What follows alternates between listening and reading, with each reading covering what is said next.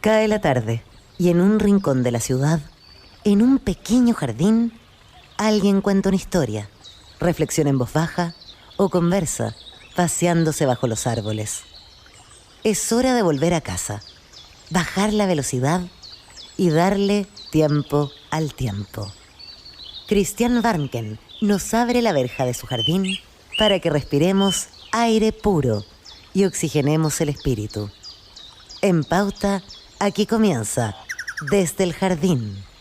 Una presentación de Fundación Irarrázaval, desde 1920, al servicio de la educación, humanismo y técnica. Lo esencial de toda exploración será volver al propio jardín y ver las cosas por primera vez, decía el poeta T.S. Eliot. Queridos y queridas radiovidentes que me están escuchando y al escucharme me ven en Antofagasta, Temuco, Viña del Mar, Valparaíso, también a través de pauta.cl o de Spotify. Muy bienvenidos y bienvenidas a caminar conmigo esta tarde por el jardín. Hoy día quiero recordar, celebrar a una de las figuras señeras de nuestra historia patria y republicana. Me refiero a Bernardo O'Higgins. Escuchamos el otro día al presidente de la República, Gabriel Boric, decir que, tal como en la época de O'Higgins, hoy Chile vuelve a ser un Chile constituyente. ¿Por qué un Chile constituyente? ¿Qué fue lo constituyente de la época de O'Higgins? Bueno, Bernardo O'Higgins nació el 20 de agosto de 1778 en Chillán, o sea, hace varios días atrás, pero hace 244 años. ¿Cómo no recordar esos versos memorables de Pablo Neruda en el Canto General, cuando dice: O'Higgins, para celebrarte, a media luz hay que alumbrar la sala, a media luz del sur en otoño, con temblor infinito de álamos. Eres Chile entre patriarca y guaso, eres un poncho de provincia, un niño que no sabe su nombre todavía, un niño férreo y tímido en la escuela, un jovencito triste de provincia. Es un largo pero hermosísimo poema, el de Neruda, y los chilenos, digamos, desconocemos o conocemos poco la historia y las dimensiones riquísimas de la figura de Bernardo O'Higgins. Y para hablar sobre él, estamos hoy día en el jardín con el ex rector de la Universidad de Chile, economista, académico, pero también profesor de Historia y Geografía, fue decano de la Facultad de Economía y Negocio de la Universidad de Chile, Luis Riveros. Luis, muchas gracias por acompañarnos esta tarde aquí en Desde el Jardín. No, encantado, Cristian, y muchas gracias por la invitación. Luis, lo primero que quiero preguntarte es sobre esta dimensión que tal vez es poco conocida de O'Higgins, la de estadista y constructor de la República. Tú lo señalaste en una clase magistral que hiciste hace varios años atrás, justamente en Chillán, el lugar de la cuna de O'Higgins. Se conoce poco esa dimensión de O'Higgins como estadista. O'Higgins fue un hombre de, yo diría, múltiples facetas. Desde luego, la más conocida y reconocida es su faceta militar. Este fue el hombre que encabezó el proceso independentista, fue el hombre que estuvo envuelto directamente, no dirigía solamente la teoría militar, sino que estaba ahí metido en el medio de las armas, tuvo que huir de Rancagua, salvado por el Guaso Hueras, digamos, ¿no es cierto?, en el anca de su caballo. O sea, era un hombre que estaba ahí en la pelea, y posteriormente, cuando él se hace cargo del país, ¿no es cierto?, como director supremo, dentro de sus primeras medidas, como sabemos, está, ¿no es cierto?, el envío de los barcos, ¿no es cierto?, para la liberación del Perú. Pero al mismo tiempo la creación de la Armada, con eso. Y después la creación de la Escuela Militar, porque él se daba cuenta que había que consolidar esto que él veía como una independencia muy frágil. En varios de sus escritos lo mencionó, ¿no es cierto?, una independencia frágil. Y lo otro que veía con mucha fragilidad era la institucionalidad. Y él veía, ¿no es cierto?, y comentó también sobre esta sucesión de gobiernos inestables en otros países latinoamericanos, que en el fondo no habían logrado consolidar una república. Él tenía ese sueño de consolidar una república bien armada, bien estructurada. Dentro de sus primeras tareas como director supremo estuvo el de organizar ministerios. No existían los ministerios, ¿no? Y él fue, digamos, quien tuvo la visión de la necesidad de tener un Ministerio de Hacienda, ¿no es cierto? Que en definitiva tenía que preocuparse los números, el presupuesto, había que cuadrar las cifras, ¿no es cierto? Especialmente después de las enormes deudas que se contrajeron con motivo de la escuadra libertadora, ¿no es cierto?, del Perú. Pero creó otros ministerios también, incluyendo, ¿no es cierto?, el antecesor de lo que posteriormente sería el Ministerio de Educación y Culto, ¿no? De manera que él estaba preocupado por la institucionalidad. Fíjate que dentro de sus preocupaciones más fundamentales, y esto vale la pena recordarlo hoy día, estaba la necesidad de contar con una constitución, porque eso era, según él dijo, ¿no es cierto?, el esqueleto que permitía funcionar a este cuerpo que se llamaba la República. Y él impulsó, y aquí hay una cosa que vale la pena rescatar, impulsó la Constitución de 1818. Ahora, esa Constitución la sometió a un plebiscito, poco conocido eso. Ahora, un plebiscito con todas las cosas de la época. No había un servicio electoral, no había una organización, no había un registro de votantes, de ciudadanos, no había ni siquiera cédulas de identidad, nada por el estilo. Pero él impulsó esto porque él estaba convencido de que había que incluir a toda la ciudadanía posible dentro de esta iniciativa de darle, ¿no es cierto?, un contexto institucional a la República. Y efectivamente ese plebiscito se hizo en las parroquias. Y los testigos de fe eran el notario, ¿no es cierto?, el cura del pueblo, ¿no? Claro, con todas las irregularidades que uno puede pensar en esto, ¿no es cierto?, pero él tenía esta visión, ¿no? Entonces cuando se dice que por primera vez nosotros los chilenos ahora estamos haciendo un plebiscito sobre la Constitución, no es cierto, O'Higgins ya había pensado este asunto mucho antes, y luego la Constitución de 1822 se la encargó justamente a una convención constitucional, ¿no? Que era un grupo de hombres sabios que actuaban, ¿no es cierto?, con el Congreso que recién se creaba para generar esta segunda Constitución de la República de 1822, que también tuvo corta vida. En realidad todas las constituciones de esta época tuvieron muy corta vida, lo cual señala la inestabilidad, ¿no es cierto?, política e institucional, hasta la Constitución de 1833, ¿no es cierto?, que esa duró casi 100 años. Pero ese era O'Higgins, el pensador, ¿no es cierto?, en la institucionalidad. Y ese era uno de sus sueños y sus preocupaciones fundamentales. Oye, Luis, es interesante saber que, y se sabe poco tal vez, que O'Higgins fue discípulo de un personaje muy importante en Latinoamérica, maestro de varios íconos de la independencia americana. Me refiero a Francisco de Miranda. Fue discípulo de Francisco Miranda en Londres. Él fue el ideólogo de Francisco Miranda de la liberación hispanoamericana, ¿no?, de la independencia. A ver, esa relación entre O'Higgins y Miranda. Bueno, es una relación obviamente muy cercana que está enmarcada dentro de una logia masónica que funcionó en Londres, que se llamaba los Caballeros Racionales. Esta logia de Caballeros Racionales estaba encabezada por Francisco de Miranda. A esta logia también perteneció José de San Martín. Y por ahí también, ¿no es cierto?, cosa que no está muy bien documentada, participaron otros personajes importantes como don Andrés Bello, por ejemplo. ¿Qué es lo que hacía esta logia? Bueno, promovía el ideal revolucionario, el ideal independentista de los países latinoamericanos. Hubo también próceres de otros países que participaron en esta. Londres era en esa época un gran centro de actividad intelectual, ¿no? Y por eso todas estas personas convergían a Londres. Bueno, O'Higgins fue porque estuvo enviado ahí por su padre, como sabemos, ¿no es cierto?, que lo envió a estudiar, digamos, a Inglaterra. Y este joven empieza a crecer, a desarrollarse, y ahí empieza, ¿no es cierto?, a tener contacto con este grupo de latinoamericanos que pertenecían a este grupo de estudio que promovía y dirigía Francisco de Miranda. Entonces de ahí vienen en gran medida sus ideales, ¿no es cierto?, sus convencimientos, que posteriormente de vuelta acá los trajo, ¿no es cierto?, y los consolidó. Es interesante saber también que Bolívar y San Martín, no sé si estaban tan claros en establecer una república, parece que tenían planes monárquicos, o pulsiones monárquicas, por decirlo así. En cambio, O'Higgins parece que tenía claro lo de la república, y hay una diferencia interesante, ¿no? Yo creo que de estos patriotas, digamos, el que tenía una cultura más anglosajona era O'Higgins. porque se había educado desde chico en Inglaterra.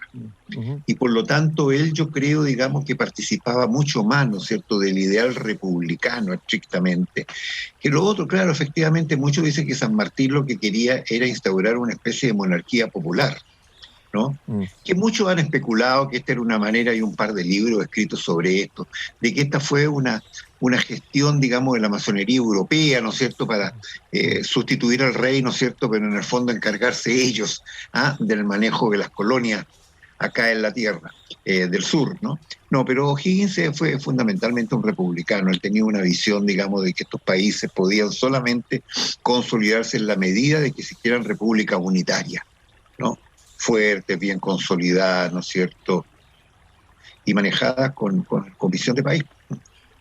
Oye, Luis, y también, de alguna manera, bueno, el proceso de independencia fue un proceso traumático. Tú dijiste algunas cosas al comienzo, hubo caudillismo, hubo crisis políticas inmensas, y lo que caracteriza tal vez a O'Higgins es que él sabía que había que hacer cambios, pero los cambios había que hacerlos con una gradualidad, ¿no es cierto? O sea, no borrando de un plumazo todo lo anterior.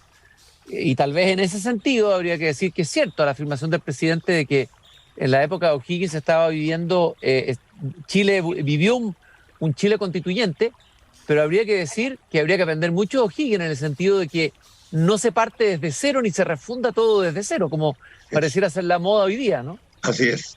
Así es, yo estoy completamente de acuerdo contigo porque O'Higgins tenía una visión histórica también, ¿no?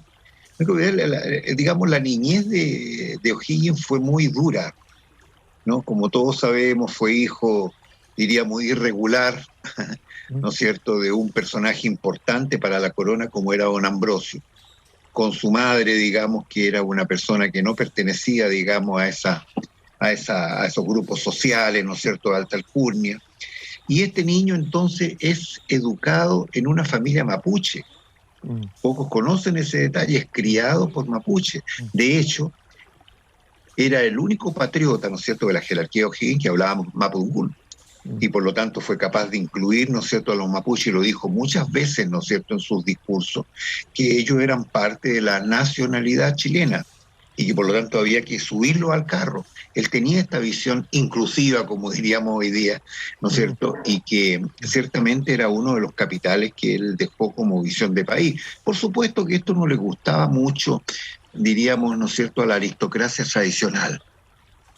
No le gustó, digamos, que le quitaran los títulos nobiliarios, no le gustó que les quitaran los mayorazgos y una serie de privilegios que tenía en la época, y menos le gustaba este patriota, digamos, que era un militar educado en Inglaterra, pero que además, ¿no es cierto?, hablaba muy bien de los mapuches. O sea, estas eran cosas, digamos, que ponían en contradicción esta sociedad que estaba cambiando, ¿no es cierto?, pero que bueno, con la fuerza de O'Higgins, que posteriormente, bueno, tuvo que abdicar justamente por este tipo de contradicciones, con la fuerza de O'Higgins logró sacarlo adelante. Y fue un periodo terriblemente conflictivo. No olvidemos las grandes disputas, digamos, con José Miguel Carrera, de la cual todavía, ¿no es cierto?, quedan legados, porque entre los carreristas y los o'higginianos hay ciertas distancias, ¿no es cierto?, mirándolo a través del tiempo. Claro, porque eran sociedades que estaban despertando y donde se reseñaban yo diría, esta germinación de diferencias que O'Higgins, por el contrario, quería ponerle, incluso cuando O'Higgins estaba ya exiliado en Lima, en el Perú. Bueno, escribió varias veces sobre la necesidad de que los chilenos se subieran todos a un mismo carro, ¿no?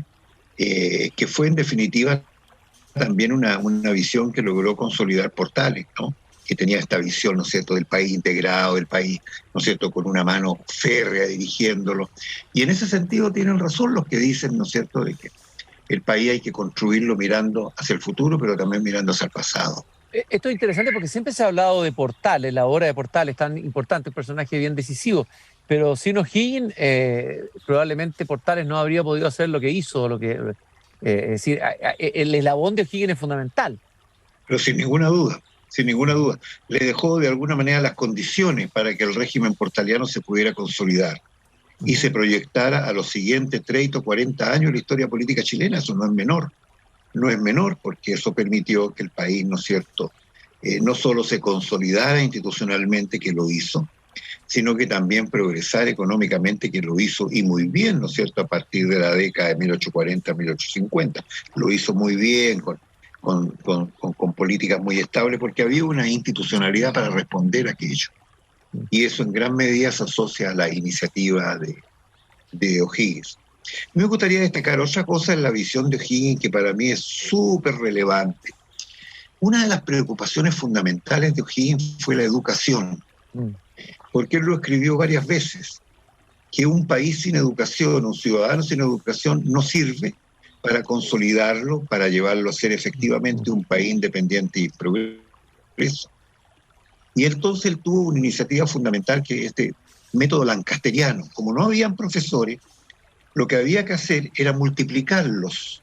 Y por lo tanto, un profesor con una clase de 100 estudiantes, se le asignaban 10 monitores, que eran los mejores estudiantes de cada grupo, para que pudiese profundizar y avanzar en conocimiento. Yo diría que esa fue una visión realmente, claro, él trajo esto desde Inglaterra, ¿no es cierto?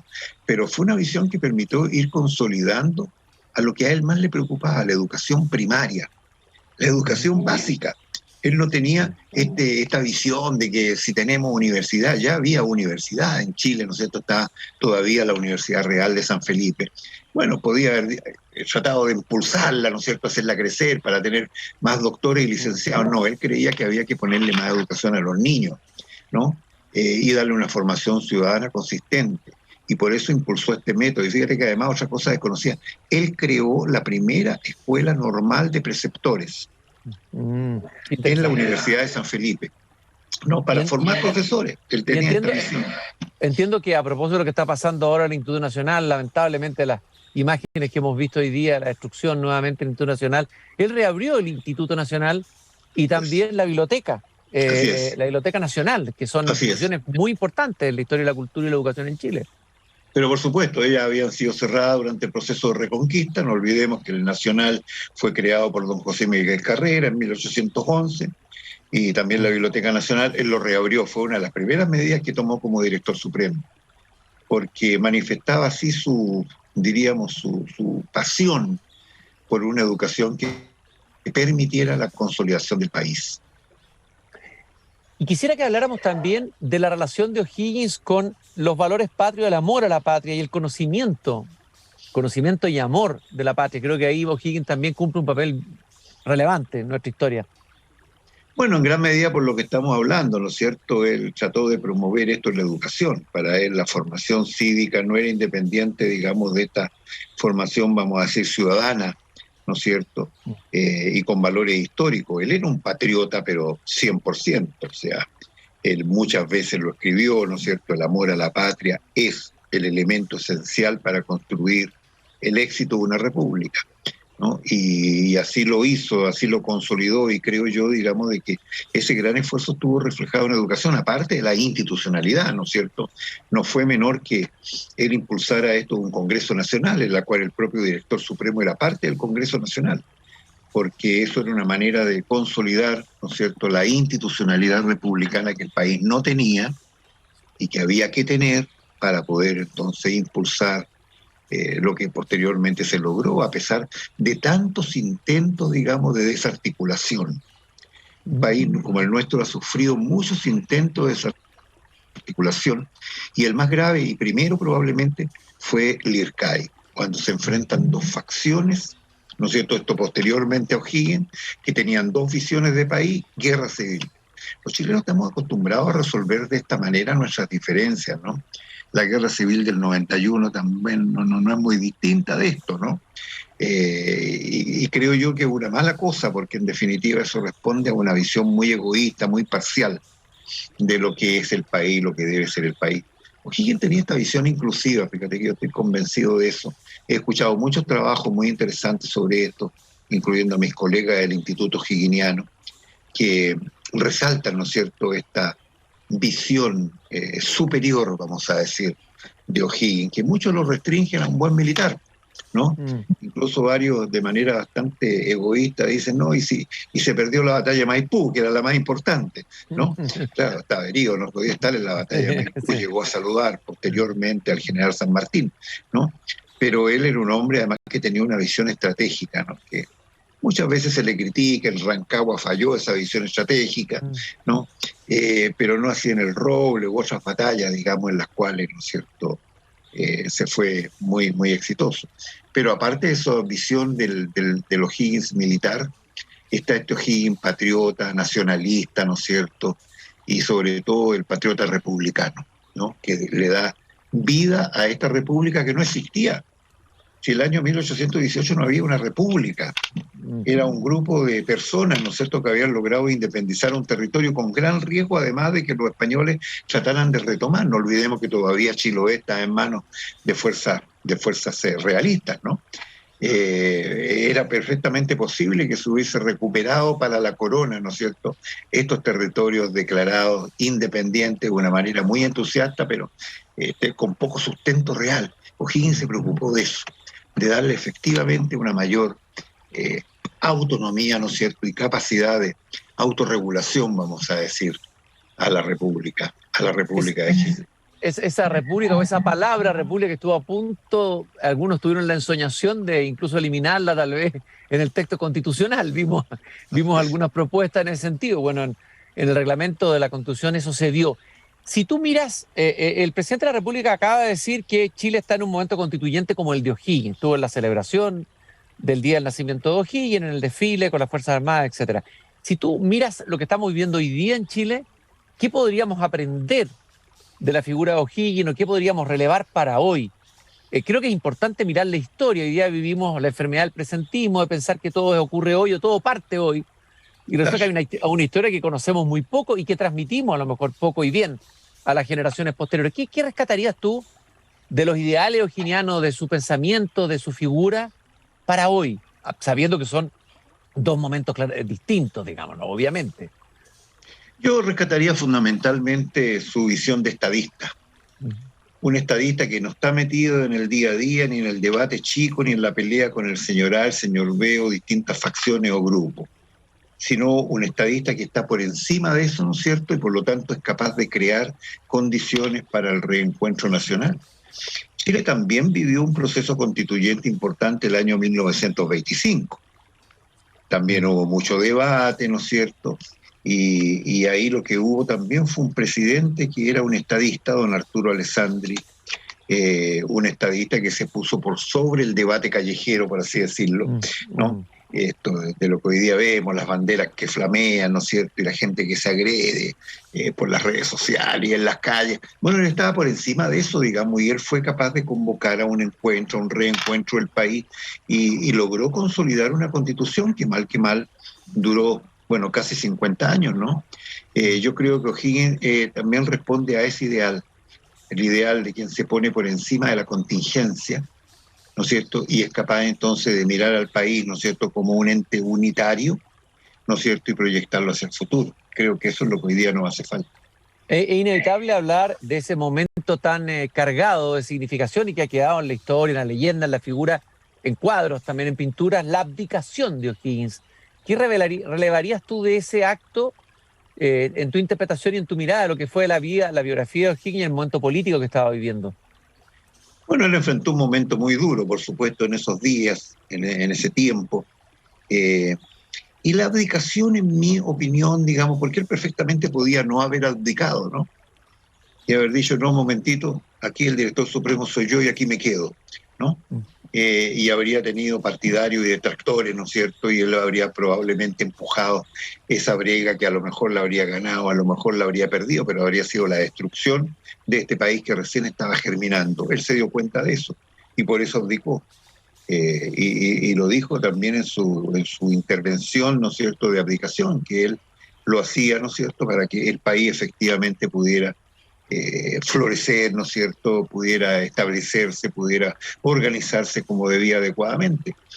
Y después de él, como sabemos, hubo un periodo, digamos, de bastante alto y bajo. Se perdió la unidad política, se perdió un poco de conducción, eso se recuperó más tarde, por cierto, pero esa era la visión que él tenía, ¿no es cierto?, que él tenía que hacerse un lado para que efectivamente el país pudiera consolidar lo que ya había logrado, digamos, en términos del ordenamiento institucional. Luis Rivero, ex rector de la Universidad de Chile, economista, académico, entre otras cosas, dije también que había sido profesor de Historia y Geografía. Luis, en los últimos minutos me gustaría una mirada y una reflexión tuya. Creo que es importante. Tú fuiste rector de la principal Casa de Estudios de Chile, por lo demás, una institución, la Casa de Bello, que tiene que ver con la historia de la República, está íntimamente unida. Y me interesa mucho tu visión de cómo estás terminando este proceso constituyente, cuál es tu mirada de este proceso y también de lo que viene, después del 4 de septiembre.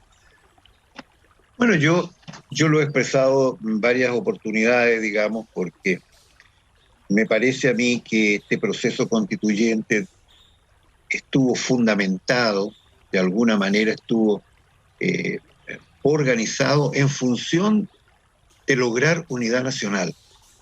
¿Por qué? Bueno, porque es la unidad nacional que se vio cuestionada por todos estos eventos a partir del año 2019, manifestaciones, descontento, gente que no se sentía que estaba arriba del carro, sino que siempre estaba abajo, y por lo tanto había un sentimiento de desapego, un sentimiento de que hay dos países, ¿no? Y eso fue, digamos, subrayado, muchas veces exagerado por mucho. Pero mi principal problema, mi principal decepción es que esta constitución, este proyecto, no ha logrado crear ese sentimiento de unidad nacional, no ha logrado darle forma.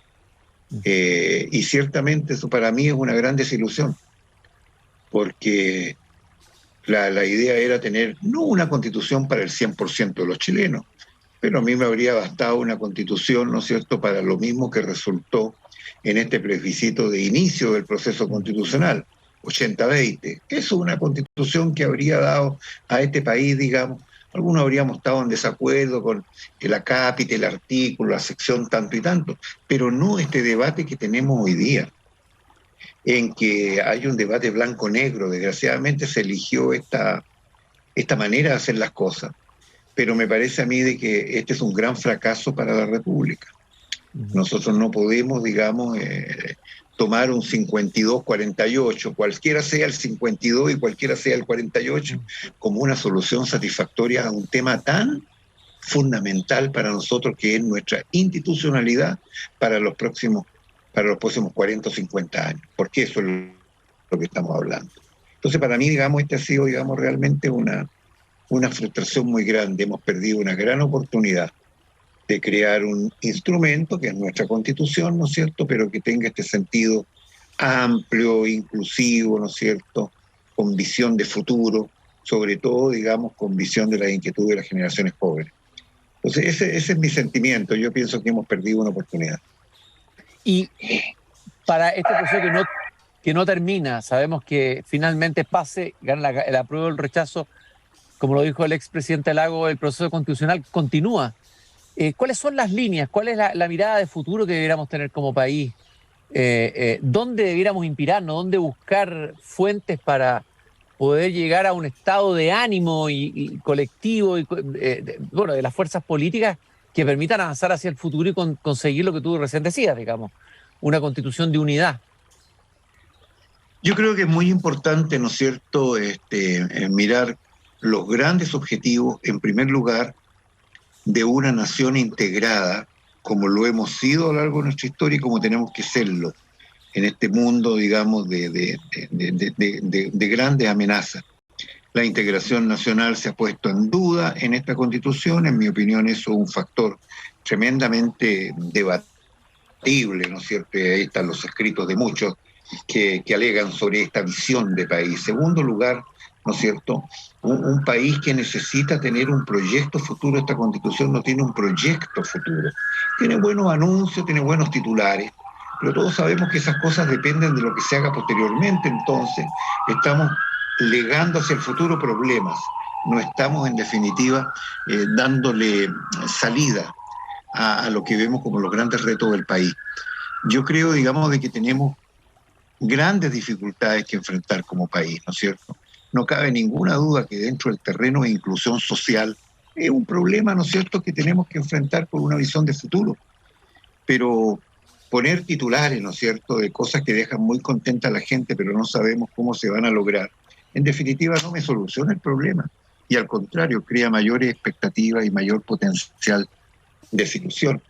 Entonces yo creo, digamos, de que tenemos que ser capaces, ¿no es cierto?, Es cierto lo que dice Lago, los países siempre están en proceso constituyente, porque las constituciones, digamos, siempre se están debatiendo, no están escritas en piedra, ¿no? Y de hecho, tenemos que reconocer que entre 1980, digamos, y al menos el año 2005 hubieron ya, y me recuerdo casi 200 modificaciones a la constitución política. Es un proceso constituyente, ¿no? Entonces yo pienso que eso debe seguir y para eso tenemos que empoderar a nuestro Congreso Nacional. El Congreso es, por esencia, el poder constituyente del país. Y cuando elegimos un diputado o senador, en gran medida también lo estamos mandatando para que estudie, para que modifique, para que proponga, ¿no es cierto?, cuestiones relativas a nuestra constitución política. Yo pienso que esa es la institucionalidad de la cual hemos venido hablando desde 1900 en adelante, ¿no? Es una institucionalidad firme, sólida, digamos, que permita que el país vaya modificando su institucionalidad en la medida que va cambiando el medio. No hay ninguna constitución que permanezca así nomás y nadie cambia nada. Eso pasó en 1833 probablemente, ¿no? Y entonces se hablaba, digamos, en el siglo XIX de la Constitución de 1833 como algo fijo, inmutable, incambiable, y era muy criticada por lo mismo. Claro, pero las cosas se movían muy lento. Después la Constitución de 1925 tuvo muchas transformaciones que fueron promovidas por el Congreso. Eso es lo que corresponde. Y probablemente, ¿no es cierto?, el Congreso debiera abrirse también a tener grupos que lo apoyen y lo retroalimenten. Yo siempre tuve esa visión respecto a una asamblea constituyente, una asamblea que debía reportarle al Congreso. Y el Congreso, en definitiva, ¿no es cierto?, porque son elegidos y son representantes populares. El Congreso, en definitiva, ¿no es cierto?, tomar esas propuestas y analizarlas, aprobarlas o rechazarlas, lo que sea.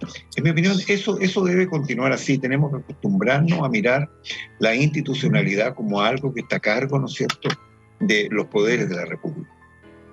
Bueno, estamos hablando del Congreso. Es importante preservarlo. Así es. Estamos hablando del Congreso. Fue O'Higgins el que realizó la primera elección del primer Congreso Nacional. Así es. Y estamos recordando la figura de O'Higgins, que naciera en el año 1778, un 20 de agosto, en Chillán. Muchas gracias, Luis. Hemos conversado con Luis Rivero, ex rector de la Universidad de Chile, quien de alguna manera nos ha ayudado a iluminar de nuevo la figura de O'Higgins y que esa figura nos ilumine hoy día en el momento constituyente en el que estamos. Gracias, Luis, por haberme acompañado esta tarde aquí en Desde el Jardín. Fue un gusto conversar contigo. Muchas gracias, Cristian. Muchas gracias por la invitación. Y nosotros nos encontramos nuevamente mañana a la misma hora cuando yo vuelva a abrir la verja de madera de mi jardín. Y no se olviden la frase de Voltaire que siempre les digo al final del programa: hay que cultivar el propio jardín. Hasta mañana. Es hora de cerrar la verja de madera del jardín. Pero Christian Warnken la volverá a abrir todos los días de lunes a viernes a las 20 horas en Radio Paz.